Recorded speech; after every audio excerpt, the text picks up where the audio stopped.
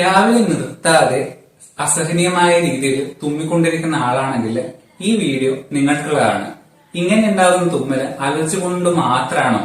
ഇത് അലർജി കൊണ്ട് മാത്രമല്ല, പല കാരണങ്ങൾ കൊണ്ടും ഇത്തരം തുമ്മൽ ഉണ്ടാവാറുണ്ട്. ഒന്നാമതായിട്ട് നിങ്ങൾ കിടക്കുന്നത് ഒരു ഡ്രൈ എയറുള്ള റൂമിലാണെങ്കിൽ ഇത്തരം പ്രശ്നങ്ങൾ ഉണ്ടാവാം. കൂടെ തന്നെ നിങ്ങൾ ഒരു ഭാഗത്ത് മാത്രം തലവെച്ച് കിടക്കുമ്പോൾ അവിടെയുള്ള കഫക്ക് രാവിലെ എണീക്കുമ്പോൾ നിങ്ങളുടെ തൊണ്ടയിലേക്ക്, അതായത് താഴ്ഭാഗത്തേക്ക് ഒലിച്ചിറങ്ങിയിട്ട് അതിനെ കൊണ്ട് ഇറിറ്റേഷൻ ആവാനുള്ള ചാൻസ് വളരെ കൂടുതലാണ്.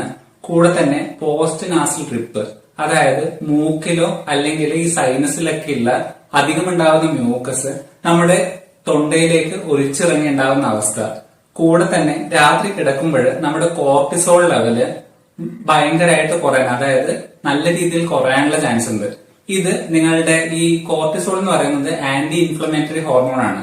ഇതിന്റെ അളവ് ക്രമാതീതമായി കുറയുമ്പോൾ ഇത് രാവിലെ നിങ്ങൾ എണീക്കുമ്പോൾ കൂടുതലായിട്ട് തുമ്മാനുള്ള ചാൻസ് വളരെ കൂടുതലായിരിക്കും.